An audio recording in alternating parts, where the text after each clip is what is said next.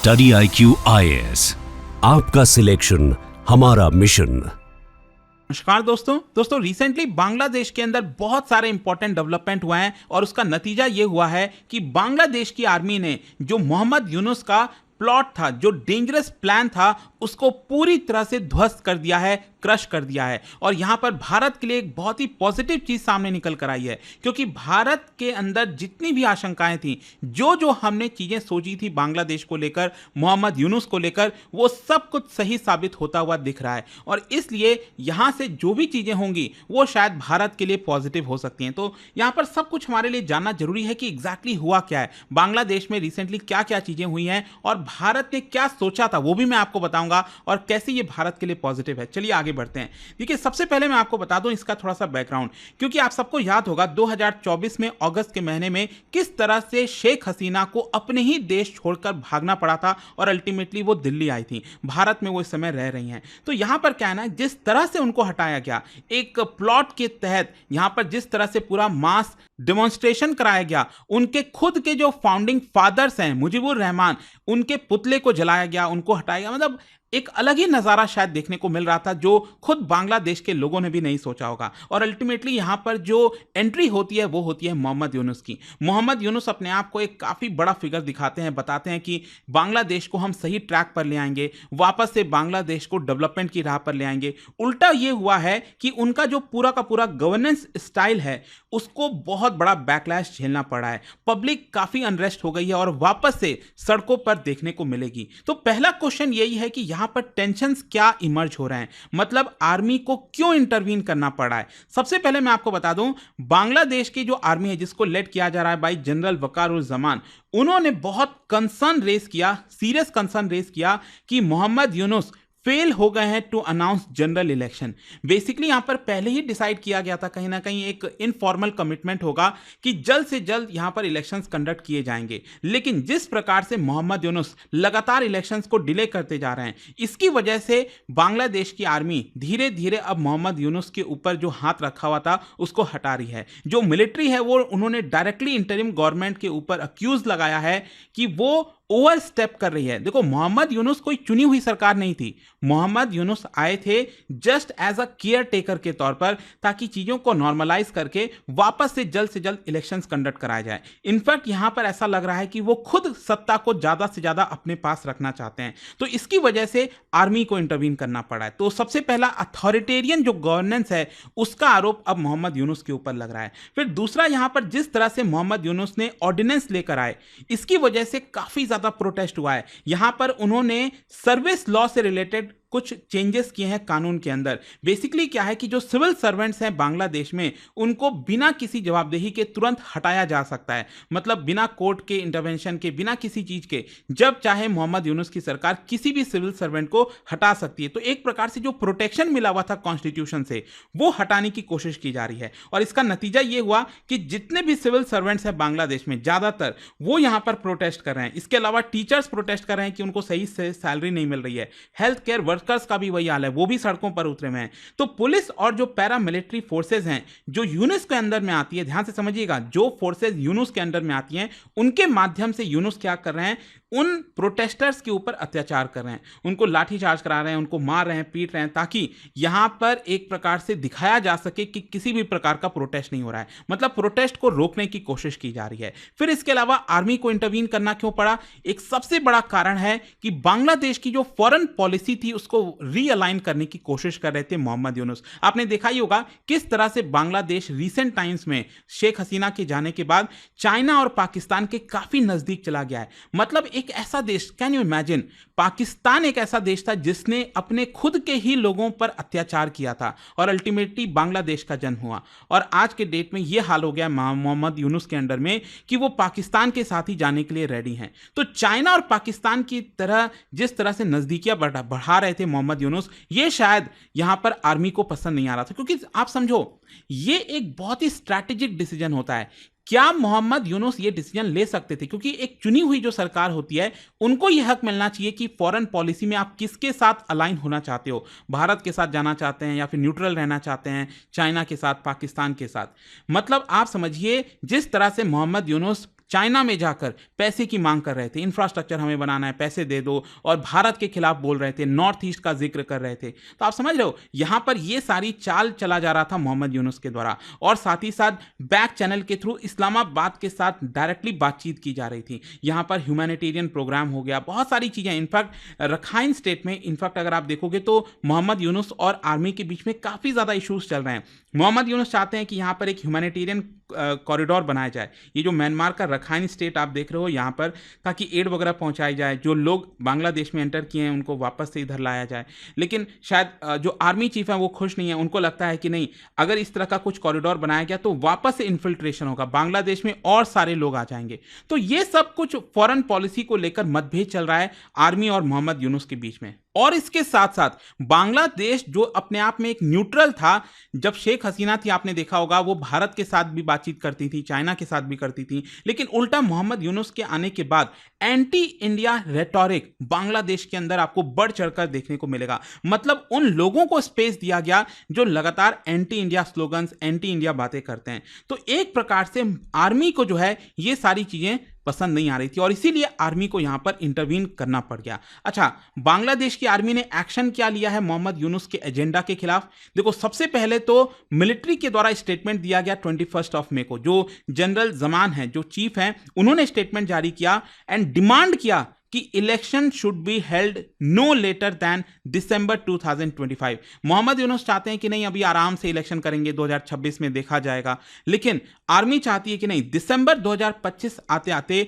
Elections हो जाने चाहिए। और साथ ही साथ जो जनरल चीफ हैं जमान, उन्होंने फॉरेन पॉलिसी का जो डिसीजन है उसको भी क्रिटिसाइज किया और कहा कि जानबूझकर बांग्लादेश को कॉन्फ्लिक्ट की तरफ ले जाया जा रहा है। मतलब आप समझो, बांग्लादेश का मैक्सिमम जो बॉर्डर है वो भारत के साथ सटता है, आप भारत के साथ दुश्मनी कैसे मोल सकते हो? तो ऑब्वियस सी बात है ना कि आर्मी को आना पड़ेगा यहां पर, और इसीलिए आर्मी जो है वो बार बार मोहम्मद यूनुस के इस डिसीजन को क्रिटिसाइज कर रही है। तो मिलिट्री का ये जो वर्ड है ना कहीं जो शब्द यूज किए हैं मिलिट्री ने, वो अल्टीमेटम दिखाता है। वो एक प्रकार से मोहम्मद यूनुस को डायरेक्ट अल्टीमेटम दे रहे हैं। फिर दूसरा है यहां पर ऑपरेशनल रेडीनेस। अगर आप देखोगे रिसेंटली हुआ क्या है, आर्मी के द्वारा कई जगहों पर मोबिलाइजेशन की जा रही है, आर्मी पर्सनल लगाए जा रहे हैं। चिटोग्राम हो गया, कॉक्स बाजार हो गया, ढाका हो गया, और आर्मी बोल ये रही है कि देखिए अभी हम चीज़ों को, लॉ एंड ऑर्डर को मेंटेन करने की कोशिश कर रहे हैं। लेकिन जहां तक रिपोर्ट सामने आ रही है उसके आधार पर बताया जा रहा है कि मोहम्मद यूनुस के जो क्लोज एडवाइजर्स हैं उनके ऊपर जासूसी की जा रही है, आर्मी के द्वारा सर्विलेंस किया जा रहा है कि आखिरकार ये लोग कर क्या रहे हैं। फिर इसके अलावा जो फॉरेन इंटेलिजेंस कोऑर्डिनेशन है उसको भी एक प्रकार से ब्लॉक करने की कोशिश की जा रही है। और इसके अलावा जो एक सबसे इंपॉर्टेंट चीज सामने आया, सोचिए, शेख हसीना की पार्टी आवामी लीग, मतलब एक बहुत ही इंपॉर्टेंट पार्टी है जो इतने वर्षों तक अभी तक रूल कर रही थी। मोहम्मद यूनुस ने आते ही सबसे पहले क्या किया, अवामी लीग को बैन कर दिया। अब आप सोचो, इलेक्शन होंगे और अवामी लीग पार्टिसिपेट नहीं करेगी तो क्या आप इसको फ्री एंड फेयर इलेक्शन कह पाओगे? मतलब जैसे भारत के अंदर अगर मैं आपको बोलूं कि बीजेपी है, कांग्रेस है, और कांग्रेस को ही आप बैन कर दे रहे हो, सिर्फ बीजेपी फाइट कर रही है और बाकी के जो रीजनल प्लेयर्स हैं वो फाइट कर रहे हैं, तो क्या ये फ्री एंड फेयर इलेक्शन में आएगा? नहीं आएगा, सवाल उठेंगे। सेम उसी प्रकार से आप बांग्लादेश के अंदर एक प्रकार से बीएनपी को, जो खालिदा जिया की पार्टी है, उनको एक प्रकार से फ्री हैंड देने की कोशिश कर रहे हैं। तो इसकी वजह से civil society groups, political commentators, उन्होंने मोहम्मद यूनुस के इस डिसीजन को काफी ज्यादा खंडन किया, कहा कि यह सही नहीं है। तो अल्टीमेटली अब देखिए क्या है ना कि भारत का जो स्टैंड था अभी तक, भारत जो जो चीजें कह रहा था वो सही साबित होती हुई दिख रही हैं। भारत का कंसर्न क्या था? भारत ने कई इश्यूज रेस किए थे यूनुस सरकार के ऊपर कि यहाँ पर इंडो बांग्लादेश का जो वाटर शेयरिंग टॉक्स है उसमें डिसरप्शन आया है, यहाँ पर जो क्रॉस बॉर्डर कनेक्टिविटी के प्रोजेक्ट्स हैं उसमें सस्पेंशन देखने को मिल रहा है। मतलब मोहम्मद यूनुस एक तरफा डिसीजन ले रहे हैं। इसके अलावा यूनुस के द्वारा चाइनीज नेवल एक्सेस दिया जा रहा है, मतलब यूनुस अलाउ कर रहे हैं कि जो चाइना की नेवी है वो चट्टग्राम पोर्ट पर एंटर कर जाए।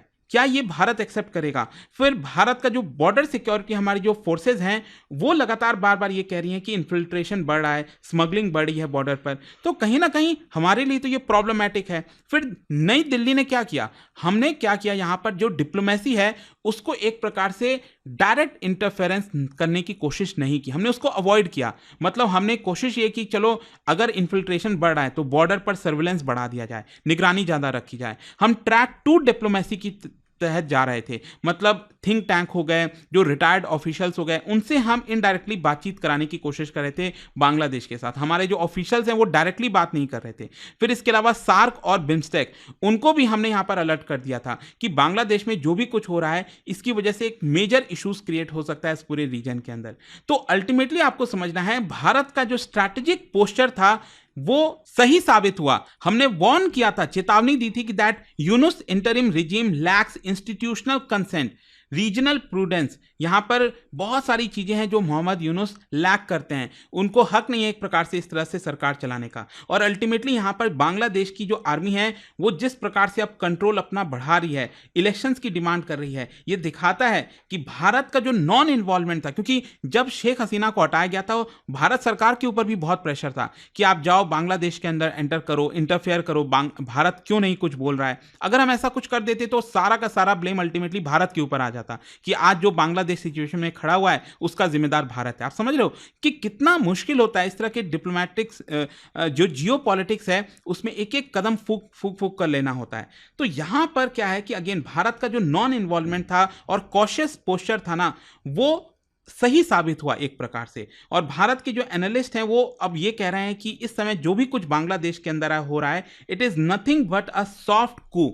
मतलब पूरी तरह से तख्ता पलट नहीं है, लेकिन धीरे धीरे अब आर्मी जो है वो चीजों को कंट्रोल करना स्टार्ट कर रही है बांग्लादेश के अंदर और मोहम्मद यूनुस को साइडलाइन किया जा रहा है। तो अल्टीमेटली इसका इंप्लीकेशन क्या होगा? देखो, भारत के लिए तो एक पॉजिटिव है यहां पर। चाइना का जहां तक सवाल है, चाइना जिस तरह से खुश हो रहा था मोहम्मद यूनुस आ गए हैं, इन्फ्लुएंस बढ़ेगा, अब वो वापस से रिवर्स गियर में जाने लगा है। म्यांमार के लिए क्या है कि अगेन वहां पर तो इश्यूज चल ही रहे हैं एक प्रकार से, और वो ह्यूमैनिटेरियन कॉरिडोर वगैरह हो गया, तो जो डिप्लोमेसी वगैरह है वो एक प्रकार से फेल हो रही है। पाकिस्तान फिर से आइसोलेट होने के कगार पर है। वैसे ही आपने देखा होगा ऑपरेशन सिंदूर के बाद काफी ज्यादा आइसोलेशन झेलना पड़ा है पाकिस्तान को। तो अगेन इसके बाद भी जो है आप समझ सकते हैं कि एक और जो इंपॉर्टेंट पार्टनर है, मतलब जो मोहम्मद यूनुस में पार्टनर ढूंढ रहा था पाकिस्तान, वो लूज कर जाएगा। यूएस और यूरोपियन यूनियन ये कॉशियस हैं अभी।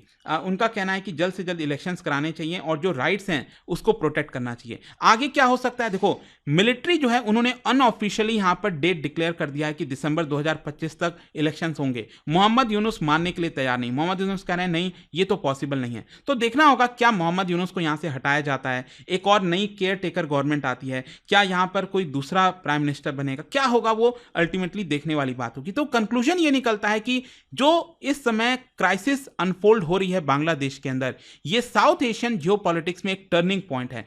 बांग्लादेश की आर्मी का जो मूव है मोहम्मद यूनुस के खिलाफ, इसकी वजह से भारत के लिए पॉजिटिव है, चाइना पाकिस्तान के लिए नेगेटिव है। अल्टीमेटली यहां पर जो स्टेप्स लिए जाएंगे, जो भी कुछ होगा, वो तय करेगा कि बांग्लादेश किस दिशा में जाता है। देखते हैं इसको लेकर आगे क्या होगा, क्या शेख हसीना वापस आ पाती है, नहीं। बट आई होप कि जो भी सिचुएशन था अभी इस समय बांग्लादेश में, वो आपको समझ में आ गई होंगी। और जाने से पहले एक बहुत ही इंटरेस्टिंग क्वेश्चन, क्या आप बता सकते हो इनमें से कौन सा international institution world economic outlook जो रिपोर्ट है 2025 का वो रिलीज किया है? इसका राइट आंसर आप सब जानते हैं, मेरे इंस्टाग्राम पर तो मिलेगा ही, वहां पर अगर आप नहीं हो कोई बात नहीं, टेलीग्राम से ले सकते हैं इसका सही उत्तर। और मैं आपको बता दूं दोस्तों, 31 मई तक आपको एक्स्ट्रा डिस्काउंट मिल रहा है हमारे सभी यूपीएससी के कोर्सेज के ऊपर अर्ली स्टार्ट ऑफर के तहत। मतलब आप सब जानते हैं एग्जैक्टली एक साल बचा है अब आपको 2026 के प्रिपरेशन के लिए। तो आपके पास सही समय है, एक साल पूरी तरह से लगाकर हमारे जो फाउंडेशन बैचेस हैं उसके तहत आप प्रिपेयर कर सकते हैं। बुक्स का पूरा सेट आपके घर भेजा जाएगा, प्रीलिम्स मेंस इंटरव्यू सब कुछ की तैयारी कराई जाएगी। You just have to use this code Ankit live to get maximum discount, और इसका लिंक कमेंट सेक्शन में आपको मिल जाएगा।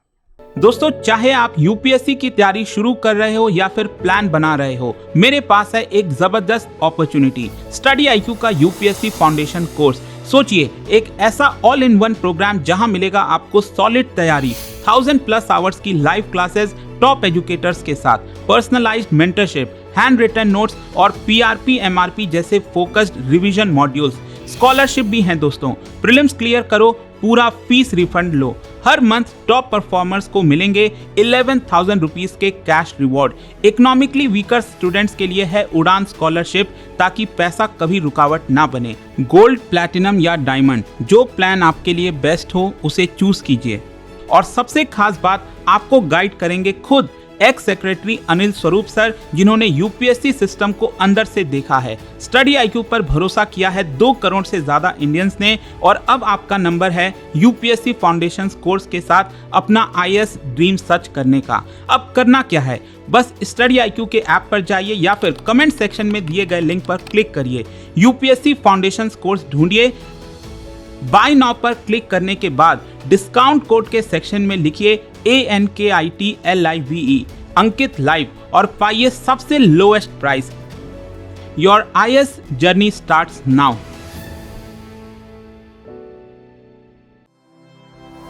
स्टडी IQ IAS, आपका सिलेक्शन हमारा मिशन।